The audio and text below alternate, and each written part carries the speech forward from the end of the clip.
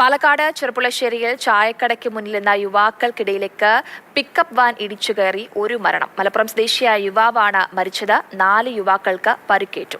കൂടുതൽ വിവരങ്ങളുമായി Gokul V S ചേരുന്നുണ്ട്. ഗോകുൽ, എപ്പോഴാണ് ഈ അപകടമുണ്ടായത്? എങ്ങനെയാണ് ഇപ്പോൾ ഒരു മരണമാണ് സ്ഥിരീകരിച്ചിട്ടുള്ളത്? മറ്റുള്ളവരുടെ അവസ്ഥ എന്താണ്?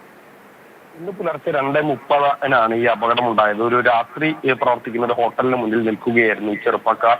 അതിനിടയിൽ പാലക്കാട് ഭാഗത്തു നിന്നും ചെറുപ്പളശ്ശേരി ഭാഗത്തേക്ക് കോഴിക്കുഞ്ഞുങ്ങളുമായി വന്ന പിക്കപ്പ് വാൻ നിയന്ത്രണം തെറ്റുകയും ഈ യുവാക്കൾ നിൽക്കുന്ന ഭാഗത്തേക്ക് മറിയുകയുമായിരുന്നു. അതിലാണ് ഒരു ചെറുപ്പക്കാരന് ജീവൻ നഷ്ടമായത്.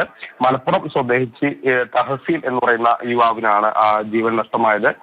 ഇയാൾ ആശുപത്രിയിൽ എത്തിച്ചെങ്കിലും ജീവൻ രക്ഷിക്കാൻ കഴിഞ്ഞില്ല. മറ്റു പരിക്ക് പറ്റിയ 4 പേരുടെയും നില സാധാരണ നിലയിലാണ്. മറ്റു കാര്യമായ പ്രശ്നങ്ങൾ, ഗുരുതരമായ ആരോഗ്യ പ്രശ്നങ്ങൾ അവർക്കില്ല എന്നുള്ളതാണ് അറിയാൻ കഴിയുന്നത്.